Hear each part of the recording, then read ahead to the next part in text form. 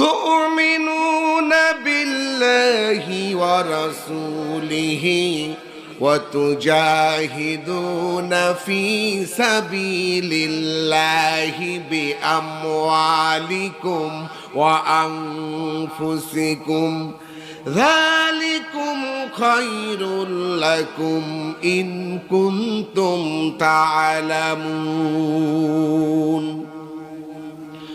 দুনিয়ার জীবনে ব্যবসা করতে যেমন পুঁজি লাগে, আল্লাহ বলে আমার সাথে এমন একটি ব্যবসার কথা আমি তোমাদেরকে বলবো, যেই ব্যবসার পুঁজি হলো 4টি। জোরে বলেন কয়টি?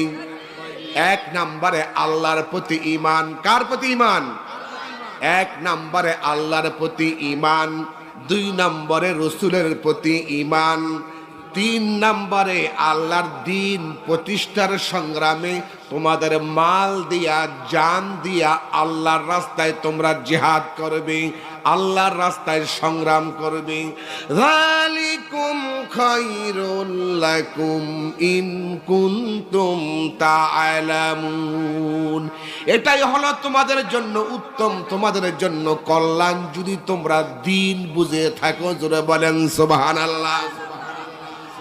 ইসলামের প্রথম যুদ্ধ বদরের প্রান্তরে যেই যুদ্ধ সংগঠিত হয়েছিল, পবিত্র মাহে রমজানের 17 তারিখে বদরের প্রান্তরে যুদ্ধ হয়েছিল। বদরের ময়দান আমার নিজের চোখে আমি দেখে আসছি।